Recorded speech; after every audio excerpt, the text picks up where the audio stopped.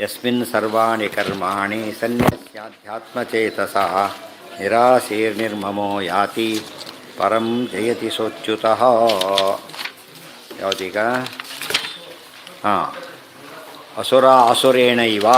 ಸಾಮಾನ್ಯವಾಗಿ ಅಸುರ ಸ್ವಭಾವದಿಂದನೇ ಬರ್ತಾರೆ. ಅವ್ರ ಕರ್ಮಗಳು ಹಾಗೇ ಇರುತ್ತೆ. ನಮಗೆ ಸ್ವಭಾವ ಕಾಣದೆ ಹೋದ್ರೂ ಕೂಡ ಏನು ಕಾಣುತ್ತೆ?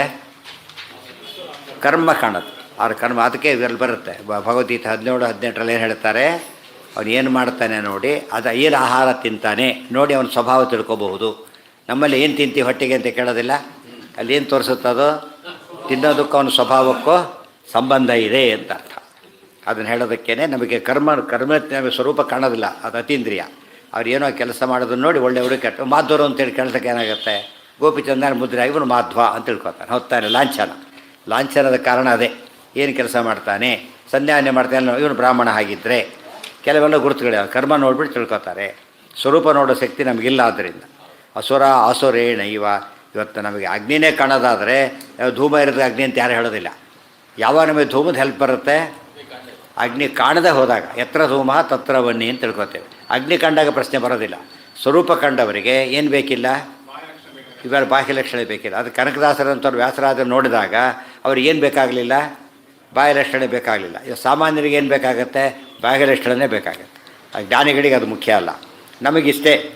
ಅದಕ್ಕೆ ಹೇಳ್ತಾರೆ ಅಸುರೇಣ ಇವ ಸ್ವಭಾವೇನ ಚ ಕರ್ಮಣ. ಅವ್ರ ಸ್ವಭಾವ ಆಸುರ ಸ್ವಭಾವ, ಅವರ ಕೆಲಸ ಆಸುರ ಕೆಲಸ. ಜ್ಞಾನೇನ ವಿಪರೀತೇನ, ಅವ್ರ ಜ್ಞಾನ ಕೂಡ ಅಪೋಸಿಟ್ ಜ್ಞಾನ.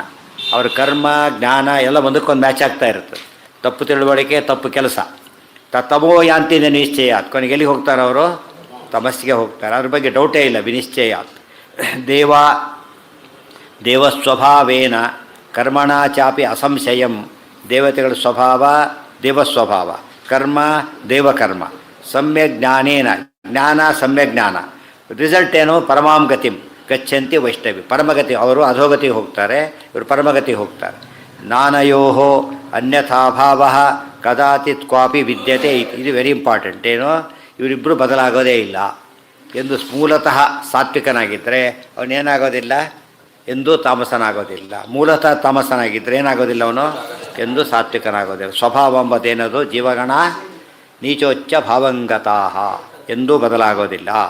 ಸ್ಮೃತ್ವಾ ವಿಷ್ಣು ಸಮುತ್ಥಾಯ ಇತ್ಯಾದಿನ ವಿಷ್ಣುಸ್ಮರಣಸ್ಯ ಸರ್ವಕರ್ಮ ವ್ಯತಿಷಂಗ ಮುಕ್ತಃ ತನ್ನ ತತ್ರ ಪ್ರಮಾಣಮಃ ಸ್ಮರ್ತವ್ಯ ಇತಿ. ಸ್ಮೃತ್ವಾ ವಿಷ್ಣು ಸಮುತ್ಥಾಯ ಇತ್ಯಾದಿನ ವಿಷ್ಣುಸ್ಮರಣಸ್ಯ ಸರ್ವಕರ್ಮ ವ್ಯತಿಷಂಗ ಮುಕ್ತಃ ತತ್ರ ಪ್ರಮಾಣಮಃ ಸ್ಮರ್ತವ್ಯ ಸತತಂ ವಿಷ್ಣು ಅದಕ್ಕೆ ಲಿಂಕ್. ಅದು ಏನು ಪ್ರಮಾಣ ಬೇಕು? ಯಾವಾಗ ಸ್ಮೃತ್ವ ಅಂತಿರಲ್ಲ. ಯಾತಕ್ಕೆ? ಪ್ರಮಾಣ ಇದೆ. ಪ್ರಕಾಶಿಕ. ಕರೆಕ್ಟ್. ಈಗ ಅನ್ಯಕ ಕೌಸ್ತುಭ. ನೆಕ್ಸ್ಟ್. ಹೌದು. ವ್ಯತಿಷಂಗ ಅಂದರೆ ಸಂಬಂಧ ಕಾಂಟ್ಯಾಕ್ಟ್. ಎಲ್ಲಿ ಬಂತೀಗ? 194. ಹಾಂ. ಹರಿಭಕ್ತಿಪೂರ್ವಕಂ ಕೃತ ಏವ ಧರ್ಮೋ ನಾಣ್ಯ ಇತ್ಯತ್ರ ಪ್ರಮಾಣವಾಹ. ಈಗ ಒಂದು ಕರ್ಮ ಇದೆ, ಕರ್ಮ ಮಾಡೋನಿದ್ದಾನೆ. ಅದರಲ್ಲಿ ಮಾಡೋನು ಸಾತ್ವಿಕ, ಕರ್ಮ ಸಾತ್ವಿಕ. ಅವೆಲ್ಲ ಜನರಲ್ ರೂಲ್ ಕರೆಕ್ಟೇ. ಕೆಲವು ಎಕ್ಸೆಪ್ಷನ್ ಇದೆ. ಏನು ಎಕ್ಸೆಪ್ಷನ್ ಅಂದರೆ ಹರಿಭಕ್ತಿಪೂರ್ವಕಂ ಕೃತ ಏವ ಧರ್ಮ ನಾಣ್ಯ ಇತ್ಯತ್ರ ಪ್ರಮಾಣಮಃ ಧರ್ಮ ಇತಿ. ಧರ್ಮೋ ಭವತ್ಯಧರ್ಮೋಪಿ ಕೃತೋ ಭಕ್ತೈಸ್ತವಾಚ್ಯುತ ಪಾಪಂ ಭವತಿ ಧರ್ಮೋಪಿ ಯೋ ನ ಭಕ್ತೈ ಕೃತೋ ಹರೇ. ಒಂದು ಶ್ಲೋಕ ಇದೆ. ಧರ್ಮೋ ಭವತಿ ಅಧರ್ಮ ಅಪಿ. ಅದು ಅಧರ್ಮ. ಅದು ಮಾಡಿರೋದು ಯಾರು? ಭಕ್ತ. ಅದು ಭಕ್ತಿಯಿಂದ ಮಾಡಿದ್ದಾನೆ. ಅಧರ್ಮ ಭಕ್ತಿಯಿಂದ ಭಕ್ತ ಮಾಡಿದ್ದಾನೆ. ಅದೇನಂತ ಕರಿಬೇಕು? ಅದನ್ನು ಅಧರ್ಮನ ಏನಂತ ಕರಿಬೇಕಾಗ? ಧರ್ಮ ಅಂತಲೇ ಕರಿಬೇಕು. ಒಬ್ಬ ಅಭಕ್ತ ಇದ್ದಾನೆ, ಅದು ಧರ್ಮ ಕಾರ್ಯನೇ ಮಾಡಿದ್ದೆ. ಏನಂತ ಕರಿಬೇಕು? ಅದನ್ನು ಅಧರ್ಮ ಅಂತಲೇ ಕರಿಬೇಕು. ಇದೇನು ಎಕ್ಸೆಪ್ಷನ್ಗಳು. ಎಲ್ಲರಿಗೂ ಅರ್ಥ ಮಾಡಬಾರ್ದು ಹಾಗೆಲ್ಲ. ಅದು ಭಕ್ತರು ಅಧರ್ಮನೇ ಮಾಡ್ತಾರೆ, ಅಭಕ್ತರು ಧರ್ಮ ಮಾಡಿದ್ರೆ ಬೆಲೆ ಇಲ್ಲ ಅಂತ ಅರ್ಥ ಅಲ್ಲ. ಅದಕ್ಕೆ ಭಕ್ತ ಅಂತ ಪ್ರೂವ್ ಆಗಿದೆ, ಅಧರ್ಮ ಮಾಡಿಬಿಟ್ಟಿದ್ದಾನೆ. ಅವ ಏನು ತಿಳ್ಕೊಬೇಕಾಗ? ನಮಗೆ ಅರ್ಥ ಆಗಿಲ್ಲ, ಅದು ಧರ್ಮವೇ ಆಗಿದೆ ಅಂತ ಅರ್ಥ. ಅದು ಸೂಕ್ಷ್ಮ ಇದೆ ಏನೋ ಒಂದು ಅದರಲ್ಲಿ. ಅದೇ ರೀತಿಯೇ ಇನ್ನೊಬ್ಬಿದ್ದಾನೆ, ಭಾರಿ ನಾಸ್ತಿಕ. ಅದು ಯಾಕೆ ಹೇಳ್ತಾರೆ? ಎಕ್ಸ್ಪ್ಲೇನ್ ಕೊಡ್ತಾರೆ. ಯಾತಕ್ಕೆ ಅಂದರೆ, ಉದಾಹರಣೆಗೆ ಆ ಕಥೆ ಬಂತಲ್ಲ, ಆ ಋಷಿ ಸುಳ್ಳು ಹೇಳಿದ, ಎಲ್ಲಿ ಬಚ್ಚಿಟ್ಟು ಹೇಳಿ. ಅವ್ರು ಸತ್ಯ ಹೇಳಿದ್ದಕ್ಕೆ ಪನಿಷ್ಮೆಂಟ್ ಆಯಿತು. ಸುಳ್ಳು ಹೇಳಿದರೆ ಪುಣ್ಯ ಬರ್ತಿತ್ತು ಅವನಿಗೆ. ಯಾತಕ್ಕೆ?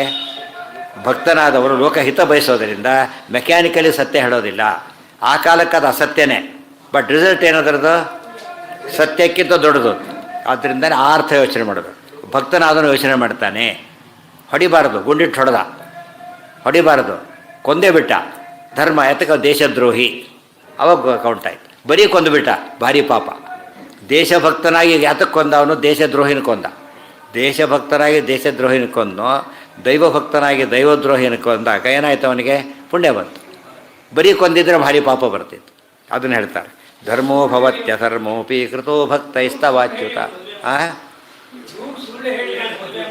ಅದಲ್ಲ, 100 ಸುಳ್ಳು ಹೇಳಲ್ಲ, 100 ಸುಳ್ಳು ಹೇಳಿ ಆದರೂ ಅಂತಿರೋದು. ಕೊನೆಗೆ 100 ಸುಳ್ಳು ಹೇಳಿಯೇ ಮಾಡಬೇಕು ಅಂತೇಳಿ ಮದುವೆ ಅಂದರೆ ಸುಳ್ಳು ಅಂತ ಆಯ್ತು ಕಡೆಗೆ. ಅಲ್ಲ, ಅದು ಆಪತ್ಕಾಲದ ಮಾತದು. ಕೆಲವು ವಿಷಯ ಒಳ್ಳೆ ಹುಡುಗ ಹುಡುಗಿ ಒಪ್ಪಿದ್ದಾರೆ, ಒಳ್ಳೆ ಇದ್ದಾರೆ, ಯಾವ ಸಮಸ್ಯೆನೂ ಇಲ್ಲ, ಯಾವನೋ ಕಲ್ಲಾಕಕ್ಕೆ ಬರ್ತಾರೆ, ಅವನ ಮುಂದೆ ಸುಳ್ಳು ಹೇಳಿ ಅಷ್ಟೇ ಹೊರತು ಇವ್ರಿಗೆ ಸುಳ್ಳು ಹೇಳಬಾರ್ದು. ಅಲ್ಲಿ ಭಾರಿ ಮೋಸ ಆಗಿಬಿಡುತ್ತೆ. ಅಂತ ಸುಳ್ಳು ಹೇಳಿದರೆ ಹುಡುಕೊಡೋಗಿ ಬೈದು ಬರ್ತಾರೆ ಮತ್ತೆ. ಅಲ್ಲೇ ಅಲ್ಲ, ಅದಾಗಬಾರ್ದು. ಧರ್ಮೋ ಏನು ಏನಂತ ಅದಕ್ಕೆ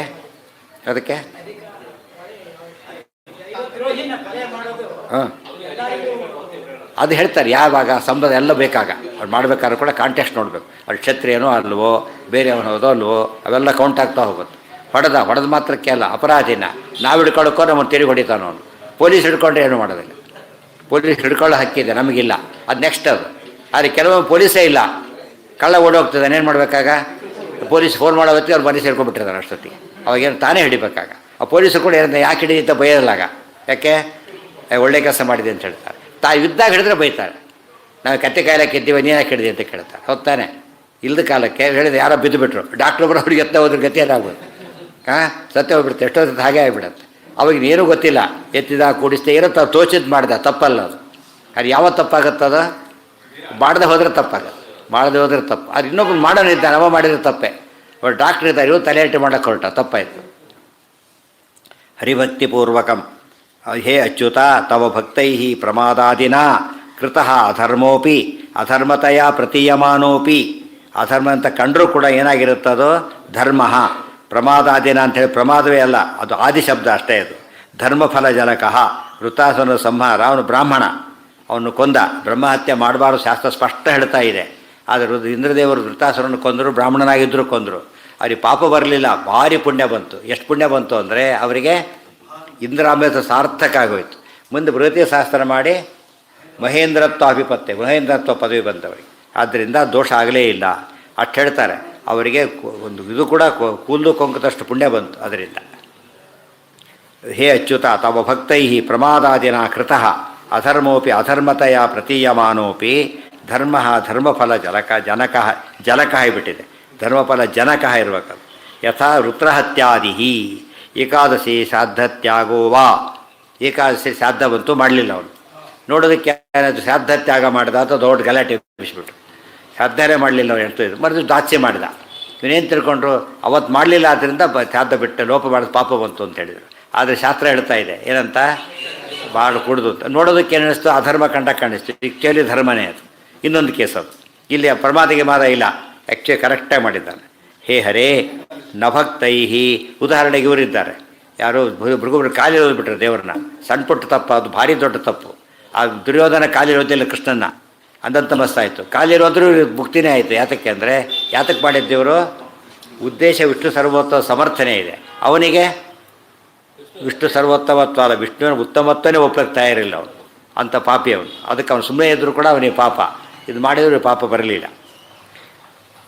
ನಿತ್ಯಂ ಭವೇಚ್ಛ ಹೇ ಹರೇ ಏಕಾಶ್ರಾದ್ಧತ್ಯಾಗೋ ಹೇ ಹರೇ ನ ಭಕ್ತೈ ನ ಸಮಾಸೋಯಂ ಅಭಕ್ತೈ ಕೃತೋ ಧರ್ಮೋಪಿ ಧರ್ಮತಯ ಪ್ರತೀಯಮಾನೋಪಿ ಏಕಾದಶಿ ಶ್ರಾದ್ದಾದಿ ಪಾಪಫಲಕೋ ಭವತಿ. ಇದು ಏಕಾದಶಿ ಶ್ರಾದ್ದ ಮಾಡಿಬಿಟ್ಟ. ನೋಡಿದರೆ ಏನು ಪುಣ್ಯವಂತ, ಎಷ್ಟು ಕರೆಕ್ಟಾಗಿ ಮಾಡಿದ್ದ ನೋಡಿದ ಶಾಸ್ತ್ರ ಪ್ರಕಾರ ಮಹಾಪಾಪ ಅದು. ಯಾತಕ್ಕೆ ಮಾಡಬಾರ್ದಾಗಿತ್ತು ಅವನು. ಸೊ ಅವ್ನು ಮಾಡಿದ್ದು ಶ್ರಾದ್ದ, ಅದು ಮಾಡಬಾರ್ದ ಕೆಲಸ, ಮಾಡಲೇಬೇಕಾದ ಕೆಲಸ ಅವತ್ತೇ ಮಾಡ್ದ. ಅದಾಗಿದ್ದೇನು ಮಹಾಪಾಪ ಬಂತು. ಯಾತಕ್ಕೆ? ಅಭಕ್ತ ಅವನು. ಏಕಾದಶಿ ಹರಿದಿನ, ಹರಿದಿನಕ್ಕೆ ವಿರುದ್ಧ ಮಾಡಿದ್ದರಿಂದ, ಅದು ವಿಷ್ಣು ದ್ವೇಷದಿಂದ ಮಾಡಿದ್ದರಿಂದ ಧರ್ಮ ಕೂಡ ಏನಾಯ್ತು, ಅದು ಅಧರ್ಮ ಆಯಿತು. ಅಧರ್ಮ ಧರ್ಮ ಆಗುತ್ತೆ, ಧರ್ಮ ಅಧರ್ಮ ಆಗುತ್ತೆ. ಇದಕ್ಕೆ ಯಾವಾಗ ಡಿಕ್ಷನರಿ ಹಾಗೆ ಓದ್ಕೋಬಾರ್ದು ಯಾವಾಗಲೂ. ಧರ್ಮ ಅಂದರೆ ಧರ್ಮನೇ, ಅಧರ್ಮ ಅಂದರೆ ಅಧರ್ಮನೇ.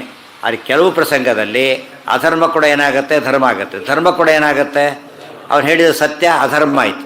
ಇಲ್ಲಿ ಅಡ್ಕೊಂಡಿದ್ದಾರೆ ತೋರಿಸ್ಬಿಟ್ನಲ್ಲ, ಆ ಸತ್ಯ ಏನಾಯ್ತದು, ಅಧರ್ಮ ಆಗೋದು, ಮಹಾಧರ್ಮ ಆಯಿತು, ನರಕಕ್ಕೆ ಹೋಗೋ ಅಧರ್ಮ ಆಯಿತು. ಹೇಳಿದ್ದು ಪರಮ ಸತ್ಯ, ಆಗಿದ್ದು ಪರಮ ಅಧರ್ಮ. ಆದರೆ ಕೆಲವೊಮ್ಮೆ ಪರಮ ಅಧರ್ಮ ಏನು ಕಾಣಿಸುತ್ತದೋ ಪರಮ ಧರ್ಮ ಆಗುತ್ತೆ. ಇದೇ ಒಂದು ಸಿಂಪಲ್ ತಗೊಳ್ಳಿ. ಪಾಂಡವರು ಯುದ್ಧ ಮಾಡಿದರು, ಕೌರವರು ಯುದ್ಧ ಮಾಡಿದರು.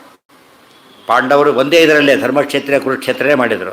ಸೇವ್ ಇವತ್ತು ಕ್ರಿಕೆಟ್ ಆಡಿ ಇನ್ನಿಂಗ್ಸ್ ಆದ್ರೂ ಚೇಂಜ್ ಆಗಬೇಕು. ಇದು ಹಾಗೇನೆ ಡೈರೆಕ್ಟಾಗಿ ಆಡಬೇಕು, ಆಗಾಗಲೇ ಒಟ್ಟೊಟ್ಟಿಗೆ ಆಡಬೇಕು. ಕುಸ್ತಿ ಆಡ್ಬೇಕಾದ್ರೆ ನೀನು ಆಡಿ ಆಮೇಲೆ ನಾನು ಹೋಗ್ತೀನಿ ಅಂತ ಹೇಳೋಲ್ಲ, ಏನು ಮಾಡಬೇಕು, ಒಟ್ಟಿಗೆ ಕುಸ್ತಿ ಆಡಬೇಕು. ಆ ಥರ ಯುದ್ಧ ಮಾಡಿದ್ದಾರೆ. ತಮಾಷೆ ಅಂದರೆ ಪಾಂಡವರಿಗೆ ಬಂದಷ್ಟು ಪುಣ್ಯ, ಭಾರಿ ಭಾರಿ ಪುಣ್ಯ ಬಂದು, ಇವನಿಗೆ ಅಷ್ಟೇ ಪಾಪ ಬಂತು ಆಪೋಸಿಟ್ಟಾಗಿ. ಅದೇ ಯುದ್ಧನೇ. ಯಾತಕ್ಕೆ, ಎಷ್ಟು ಜನ ಸತ್ತಿದ್ದ ಕಾಮನ್ನೇ. ಆದರೆ ಅಷ್ಟು ಸಾವುಗಳು ಪಾಂಡವರಿಗೆ ಏನು ತಂದುಕೊಡ್ತೋ ಪುಣ್ಯನ, ಅದೇ ಸಾವು ಇವ್ರಿಗೆ ಏನು ತಂದುಕೊಡ್ತೋ ಪಾಪ ತಂದುಕೊಡ್ತು. ಸೊ ಇಲ್ಲಿ ಒಂದೇ ಎಕ್ಸಾಂಪಲ್ ತೊಗೊಂಡ್ಬಿಟ್ರೆ ಸಾಕಾಗ. ಒಂದೇ ಕಾರ್ಯ, ಒಂದೇ ಸ್ಥಳ, ಒಂದೇ ಸಮಯದಲ್ಲಿ ಮಾಡಿದರೂ ಕೂಡ ಬಂದು ಫಲ ಮಾತ್ರ ಇಬ್ಬರಿಗೂ ಬೇರೆ ಆಗೋಯ್ತು. ಪಾಂಡವರು ಭಕ್ತರಾಗಿ ಮಾಡಿದ್ದರಿಂದ ಅದು ಬರೀ ಪುಣ್ಯಕರವಾಗಲಿಲ್ಲ, ಭಾರಿ ಪುಣ್ಯಕರ ಆಯಿತು. ಕೌರವರು ವಿಷ್ಣು ದ್ವೇಷಾದಿಗಳಿಂದ ಮಾಡಿದ್ದರಿಂದ ಅದು ಬರೀ ಪಾಪಕರ ಆಗಲಿಲ್ಲ, ಮಹಾಪಾಪಕರ ಆಯಿತು. ಈಗ ನಮಗೆ ಯಾವ ಸಮಸ್ಯೆನೂ ಬರೋದಿಲ್ಲ. ಮನ್ಮನಾ ಭವಮದ್ಭಕ್ತೋ ಅದು ವಿಷ್ಣು ಭಕ್ತೈವ ಕರ್ಮಾಧಿಕಾರ ಇತ್ಯಭಿಪ್ರೇತ್ಯ ಭಕ್ತಿ ವಿಧಾಯಕಂ ಗೀತಾವಾಕ್ಯಂ ಮಾಹ ಮನ್ಮನಾ ಇತಿ. ಒಟ್ಟಿನ ಮೇಲೆ ಯಾವುದೇ ಕರ್ಮ ಅಧಿಕಾರ ಮಾಡೋದು ಬೇಸಿಕಲಿ ಏನಾಗಿರಬೇಕು, ಅವನು ವಿಷ್ಣು ಭಕ್ತಿ. ಇಲ್ಲದೋದ್ರೆ ಇಲ್ಲೇ ಇಲ್ಲ. ಕ್ರಿಮಿನಲ್ಲಿಗೆ ಏನು ಕೊಡೋದಿಲ್ಲ, ಕೆಲಸನೇ ಕೊಡೋದಿಲ್ಲ. ಫಸ್ಟ್ ಪೊಲೀಸ್ ರಿಪೋರ್ಟ್ ತರಿಸ್ಕೊಂಡು ಆಮೇಲೆ ಅಪಾಯಿಂಟ್ಮೆಂಟ್ ಕೊಡೋದು. ಸೆಲೆಕ್ಷನ್ ಆದಮೇಲೂ ಕೂಡ ತಕ್ಷಣ ಕೊಡೋದಿಲ್ಲ, ಪೊಲೀಸ್ ರಿಪೋರ್ಟ್ ಬರಬೇಕು ಅವ್ನು ಕ್ಲೀನ್ ಇದ್ದಾನಂತೇಳಿ. ಅದೊಂದು ಇಲ್ಲದೆ ಹೋಗ್ಬಿಟ್ರೆ ಫಸ್ಟ್ ರ್ಯಾಂಕ್ ಬಂದವನಿಗೆ ಕೂಡ ಕೆಲಸ ಕೊಡೋದಿಲ್ಲ. ಅದಕ್ಕೆ ಕ್ರಿಮಿನಲ್ ಅವನು. ಅದೇ ರೀತಿ ವಿಷ್ಣು ಭಕ್ತಿ ಇಲ್ಲ ಅಂತ ಹೇಳಿದ್ರೆ ಏನರ್ಥ, ಅದು ಯಾವುದೇ ಕರ್ಮಾಚರಣೆಗೂ ಕೂಡ ಅರ್ಹತೆ ತಂದು ಕೊಡೋದೇ ಇಲ್ಲ. ಗೀತಾವಾಕ್ಯಮಾಹ ಮನ್ಮನ ಇತಿ, ಇದೇ ಅರ್ಥ ಕೊಡ್ತಕ್ಕಂಥ ಗೀತಾವಾಕ್ಯ ಇದು. ಮನ್ಮನ ಭವ ಮದ್ಭಕ್ತೋ ಮದ್ಯಾಚಿ ಮಾಂ ನಮಸ್ಕುರು ನಿತ್ಯಂ ಭವೇಚ್ಚ ಮನ್ನಿಷ್ಠೋ ಬುಭೂಷು ಪುರುಷಸ್ತಥಾ. ಕೃಷ್ಣ ಹೇಳೋ ಮಾತಿ, ಮನ್ಮನಾ ಭವ ಮದ್ಭಕ್ತೋ ಭವ ಮದ್ಯಾಜೀ ಭವ ಮಾಂ ನಮಸ್ಕುರು ನಿತ್ಯಂ ಭವೇಚ್ಚ ಮನ್ನಿಷ್ಠ ಬುಭೂಷು ಪುರುಷಸ್ತಥಾ. ಉಕ್ತವಚಸಾಂ ಹೇತುತಾಂ ಪ್ರಕಟಯನ್ ಗೃಹಾಶ್ರಮಿಣಾಂ. ಅದರ್ಥ ಭಕ್ತಿಮಾನ್, ಭಕ್ತಿಪೂರ್ವಕಮಾಹ ಮನ್ಮನ ಐತಿ. ಮದ್ಗತ ಮನಃ, ನನ್ನಲ್ಲೇ ಮನ ಇಟ್ಟು ಕೆಲಸ ಮಾಡು. ದೇವರಲ್ಲೇ ಮನಸ್ಸಿಟ್ಟಾಗ ಅದು ಹೇಗೆ, ದಾರಿ ನೋಡ್ಕೊಂಡೆ ಡ್ರೈವ್ ಮಾಡು ಅಂತಾರಲ್ಲ ಹಾಗೆ. ನಿನ್ನಲ್ಲೇ ಮನಸ್ಸಿಟ್ಟರೆ ನಾವು ಕೆಲಸ ಮಾಡೋದು ಹೇಗೆ ಅಂದರೆ, ದಾರಿ ನೋಡ್ತಾ ಕೂತ್ಕೊಳ್ಳೋದು ಹೇಗೆ ಅಂತ ಹಾಗಾಗತ್ತೆ. ದಾರಿ ನೋಡಬೇಕು, ಡ್ರೈವ್ ಮಾಡಬೇಕು, ಕೆಲಸನೂ ಮಾಡಬೇಕು, ಮನಸ್ಸು ಇಡಬೇಕು. ಎರಡು ಕೆಲಸ ಮಾಡೋಕ್ಕಾಗೋದಿಲ್ಲ ಅಂದರೆ ತಪ್ಪು. ಡ್ರೈವ್ ಮಾಡೋಕ್ಕೆ ಹೋಗಲೇಬೇಡ, ಕೈಲಿ ಆಗೋದಿಲ್ಲ ಅಂತ ಅರ್ಥ. ಗೊತ್ತಾಯ್ತು. ಇಲ್ಲಿ ಹೀಗೆ ನೋಡೋದು, ಇಲ್ಲ ಇದು ಮಾಡೋದು, ಅದು ತಪ್ಪೇ. ಅದು ನೋಡಿ, ಎರಡು ಒಟ್ಟಿಗೆ ಅವ್ನಿಗೆ ಹೇಗೆ ಮಾಡ್ತಿರ್ತಾನೆ, ಎರಡು ಏಕಕಾಲಕ್ಕೆ ಮಾಡ್ತಾನೆ. ಜೊತೆಗೆ ಎದುರು ಬರೋ ವೆಹಿಕಲ್ ನೋಡ್ತಾನೆ. ಎಷ್ಟು ಕೆಲಸ ಮಾಡಬೇಕು ಅವನು, ದಾರಿ ಕೊಡಬೇಕು, ಮುಂದೆ ಓವರ್ಟೇಕ್ ಮಾಡಬೇಕು, ಎಷ್ಟೆಲ್ಲ ಎಲ್ಲ ಪಾರ್ಟ್ ಏನದು ಡ್ರೈವಿಂಗ್ ಪಾರ್ಟ್. ಅದು ಎಲ್ಲ ಸೇರ್ಕೊಂಡ್ಬಿಟ್ಟಿದೆ. ಬರೀ ಡ್ರೈವ್ ಮಾಡಿರೋ ಅಂದರೆ ಕೀಪ್ ಲೆಫ್ಟ್ ಅಂತ ಹೇಳೇ ಇಲ್ಲ ಅಂತ ಕೇಳಿದರೆ, ಬರೀ ಡ್ರೈವ್ ಮಾಡಿರಿ, ಆಕ್ಸಿಡೆಂಟ್ ಮಾಡಬೇಡ ಅಂತ ಡ್ರೈವ್ ಮಾಡಿದೆ ಅಷ್ಟೇ, ಆಕ್ಸಿಡೆಂಟ್ ಮಾಡಬೇಡ ಅಂತ ಹೇಳಿಲ್ವಲ್ಲ, ಎಲ್ಲ ಸೇರ್ಕೊಂಡ್ಬಿಟ್ಟಿದೆ. ಅದು ಡ್ರೈವ್ ಮಾಡು ಅಂತೇಳಿ ಎಲ್ಲ ಅಂಡರ್ಸ್ಟುಡ್. ಅದೇ ರೀತಿಯೇ ಇದರಲ್ಲೂ ಕೂಡ ವಿಷ್ಣು ಭಕ್ತಿ ಕರ್ಮ ಮಾಡು ಅಂದರೆ ಇವೆಲ್ಲ ಸೇರಿಕೊಂಡಿದೆ ಅಂತ ಅರ್ಥ. ವಿಷ್ಣು ಭಕ್ತಿಯಿಂದನೇ ಮಾಡು, ಸರಿಯಾದ ಕರ್ಮನೇ ಮಾಡು. ಗೊತ್ತಾಯ್ತು. ಉಳಿದವ್ರು ವಿರೋಧ ಮಾಡ್ಲಿಕ್ಕೆ ಹೋಗಬೇಡ, ಇನ್ನೊಬ್ರಿಗೆ ಅವಕಾಶ ಕೊಡು, ಮಾಡಿಸು, ಎಲ್ಲ ಸೇರಿಕೊಂಡು ಇರೋ ಮಾತು ಅದು. ಆದ್ದರಿಂದ ಎಂದೂ ಕೂಡ ಏನು ಮಾಡಬಾರ್ದು, ಒಂದೇ ಅರ್ಥ ಮಾಡಿಕೊಡ್ದು. ಉಕ್ತವಚಸಾಂ ಹೇತುತಾಂ ಪ್ರಕಟಯನ್ ಮದ್ವಂದನಂಚ ಕುರುವಿತಿ ಪಾರ್ಥಂ ಪ್ರತಿ ವಾಸುದೇವ ವಾಕ್ಯಂ. ಇದು ಏನಾಯಿತು, ಮಾಂ ನಮಸ್ಕುರು ಇದೆ. ಮಾಂ ನಮಸ್ಕುರು ಅಂತ ನಾವೆಲ್ಲ ಹೇಳ್ಕೊತ ಓಡಾಡಬಾರ್ದು. ಯಾರು ಹೇಳಿದ್ದನ್ನು, ಕೃಷ್ಣ ಹೇಳಿರೋದ್ರಿಂದ ಕೃಷ್ಣ ನಮಸ್ಕಾರ ಮಾಡು ಅಂತ ಅರ್ಥ. ಮಾಂ ನಮಸ್ಕರು ಅದಕ್ಕೆ ಹೇಳಿದರು.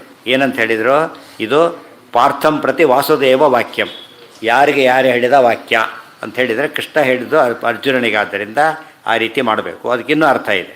ಹೇಳಿದ್ದು ಕೃಷ್ಣ, ಕೇಳಿದ್ದು ಅರ್ಜುನ, ಹೇಳಿದ್ದು ಸರ್ವೋತ್ತಮ, ಕೇಳಿದ್ದು ಇಂದ್ರಾವತಾರ. ದೇರ್ಫೋರ್ ಅದು ಭಕ್ತರಾನುಕೂಲ್ಯ ಇದೆ, ಶ್ರೋತ್ರಾನುಕೂಲ್ಯ ಇದೆ. ಪ್ರಸಂಗ ಅದು ಒಳ್ಳೆ ಪ್ರಶ್ನೆ, ಉದ್ಧಾರ ಮಾಡೋದು ಪ್ರಶ್ನೆ ಕೇಳ್ತಿದ್ದಾನೆ, ಪ್ರಸಂಗಾನುಕೂಲ್ಯ ಇದೆ. ಆದ್ದರಿಂದ ಏನಿದು ಅತ್ಯಂತ ಪ್ರಮಾಣ ಅಂತ, ಅತ್ಯಂತ ಪ್ರಾಮಾಣಿಕವಾದಂಥ ವಿಚಾರ. ಅದೆಲ್ಲ ಏನಂತ ಕರೀತಾರೆ, ವಕ್ತೃ ಶ್ರೋತೃ ಪ್ರಸಕ್ತಿನಾಂ ಯದಾಪ್ತಿರನುಕೂಲತ ಅನುವ್ಯಾಖ್ಯಾನ. ಒಂದು ಆಪ್ತಿ ನಿಶ್ಚಯ ಮಾಡಬೇಕಾದ್ರೆ ವಕ್ತಾನುಕೂಲ್ಯ, ಶ್ರೋತ್ರಾನುಕೂಲ್ಯ ಮತ್ತು ಪ್ರಸಂಗಾನುಕೂಲ್ಯ ಮೂರು ಇದ್ದರೆ ಅದು 100%. ಒಂದು ಮಿಸ್ ಆದರೂ ಕೂಡ ಡೌಟ್ ಬರುತ್ತಾಗ ಅದು ಹೇಳಿದ್ದು ಯಾವುದೋ ಅರ್ಥದಲ್ಲಿರ್ಬೋದು, ಈ ಅರ್ಥ ಇರಲಿಕ್ಕಿಲ್ಲ ಅಂತ ಅನಿಸುತ್ತೆ.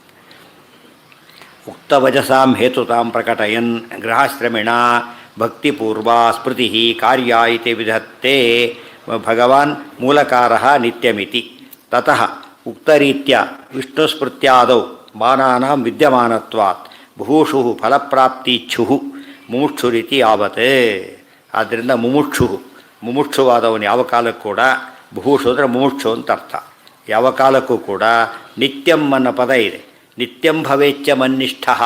ಎಂದೋ ಒಂದು ದೇವ್ರ ಪೂಜೆ ಮಾಡಿದರೆ ಸಾಲದು, ನಿತ್ಯದಲ್ಲೂ ಕೂಡ ಇರಬೇಕು. ತುಂಬ ಜನ ಇರ್ತಾರೆ ಚಾತುರ್ಮಾಸ್ಯ ಮಾತ್ರ ಭಾರಿ ಮಡಿ ಮಾಡೋದು, ವ್ರತಕಾಲಕ್ಕೆ ಮಾತ್ರ ಎಲ್ಲ ಸೇವಾಕ್ಕೆ ಹೋಗಿರ್ತಾನೆ ಆಗ ಮಾತ್ರ ಬರೀ ಮಡಿ, ಆಮೇಲೆ ಈರುಳ್ಳಿ ಆಗ ಮಾತ್ರ ಇಲ್ಲ, 3 ತಿಂಗಳು ಮಾತ್ರ ಏನೂ ಇಲ್ಲ. ಅದು ತಪ್ಪದು. ಯಾವಾಗಲೂ ಏನು ಮಾಡಬೇಕು, ನಿತ್ಯಂ ಭವೇಚ್ಛ ಮನ್ನಿಷ್ಠ, ನಿತ್ಯದಲ್ಲೂ ನಿಷ್ಠಾವಂತನಾಗಿರಬೇಕು. ಕಾರ್ಯ ಎಷ್ಟೊಂದರೆ ಹೇಳ್ತಾರೆ, ಅಡುಗೆ ಮಾಡ್ತೀವಿ, ಊಟಕ್ಕೆ ಬರಬೇಕು ಅಂತ ಕರಿತೀವಿ ತಿಳ್ಕೊಂಡು ಮಡಿಯಲ್ಲಿ ಮಾಡ್ತೀವಿ. ನಿತ್ಯ ಮಡಿಯಲ್ಲಿ ಮಾಡ್ತೀಯಾ? ಇಲ್ಲ. ಇವತ್ತೊಂದೇ ಮಡಿ ಅಲ್ಲ ಅದು.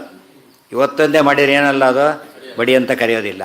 ನಿತ್ಯ ಮಡಿ ಮಾಡಿದರೆ ಮಾತ್ರ ಮಡಿನೇ ಹೊರತು ಎಂದೋ ಒಂದು ದಿವಸ ಇವತ್ತು ಮಾತ್ರ ಕಳ್ತಾರ ಮಾಡಿಲ್ಲ ಅದು ಹೇಳಬೇಕು. ಅದಕ್ಕೆ ಇವತ್ತು ಮಾತ್ರ ಕಳ್ತಾರ ಮಾಡಿ ಇವತ್ತು ಮಾತ್ರ ಪ್ಯೂರ್ ಅಂತ ಅರ್ಥನ ಅಲ್ಲ. ಆ ದೋಷ ಅಂಟ್ಕೊಂಡ್ಬಿಟ್ಟು ಆಗಿದೆ ಈಗಾಗಲೇ, ಅದು ಹೋಗಬೇಕು. ಅದಕ್ಕೆ ಸಿಸ್ಟಮೆಟಿಕ್ಕಾಗಿ ಪ್ರಾಯಶ್ಚಿತ್ತ ವಿಧಿವಿಧಾನ ಮಾಡ್ಕೊಂಡು ಮಾಡಬೇಕೆ ಹೊರತು ಅವತ್ತು ಮಾತ್ರ ಮಾಡಿದರೆ ಬರೋದಿಲ್ಲ. ಭೂ ಪ್ರಾಪ್ತೋ ಇತಿ ಧಾತೋ ನಿತ್ಯಂ ಪ್ರತ್ಯಹೋರಾತ್ರಂ ತಸ್ಮಿನ್ ವಿಷ್ಣು ನಿಷ್ಠಾ. ನೋಡಿ, ಪ್ರತ್ಯಹೋರಾತ್ರಂ ಹಗಲು ರಾತ್ರಿ, ಪ್ರತಿನಿತ್ಯ ಹಗಲು ಪ್ರತಿನಿತ್ಯ ರಾತ್ರಿ ಕೂಡ ನಿಷ್ಠಾವಂತನಾಗಿರಬೇಕು. ಭಕ್ತಿರ್ಯಶ ಸಹ ತನ್ನಿಷ್ಠ ವಿಷ್ಣು ಭಕ್ತಿಮಾನ್ ಭವೇದಿತ್ಯರ್ಥ. ಅವನಿಗೆ ಕ್ರಿಮಿನಲ್ಗೆ ಕೆಲಸ ಕೊಡೋದಿಲ್ಲ ಅಂದರು. ಇನ್ಮೇಲೆ ನಾನು ಕ್ರಿಮಿನಲ್ ಆಗೋದಿಲ್ಲ, ಏನು ಮಾಡಬೇಕು? ಅದಕ್ಕೆ ಈಗಾಗಲೇ ಆಗಿದೆ, ಈಗಾಗಲೇ ಆಗಿರೋದ್ರಿಂದ ಕೊಡೋಕ್ಕೆ ಸಾಧ್ಯ ಇಲ್ಲ. ಅವನು ಏನು ಮಾಡ್ಬೋದು, ಡಿಸ್ಪ್ರೂವ್ ಮಾಡಿದರೆ ಆಗ್ಬೋದು. ಕ್ರಿಮಿನಲ್ ಅಲ್ಲೇ ಅಲ್ಲ ಅಂತ ಪ್ರೂವ್ ಮಾಡಿದ್ರೆ ಆಗ್ಬೋದು. ಅವ್ರದ್ದು ಕ್ರಿಮಿನಲ್ ಒಪ್ಕೊಂಡ್ಮೇಲೆ ಅವನ ಅಧಿಕಾರ ಕಳ್ಕೊಂಡೇ ಬಿಡ್ತಾನೆ ತಕ್ಷಣವೇ. ಕ್ರಿಮಿನಲ್ಲಾಗಿ ಕೆಲಸ ಕೊಡೋಂತ ಕೇಳಿ ತಪ್ಪಾಯ್ತಲ್ಲಿ. ಭೂಪ್ರಾಪ್ತೋ ವಿಧಿ ಸಹ ತನ್ನಿಷ್ಠ ವಿಷ್ಣು ಭಕ್ತಿಮಾನ್ ಭವೇದಿತ್ಯರ್ಥ. ಕೇಚಿದ ಇದಮಪಿ ಪ್ರಮಾಣವಾಕ್ಯ ಶೇಷತೆಯ ವ್ಯಾಚಕ್ರುಹು.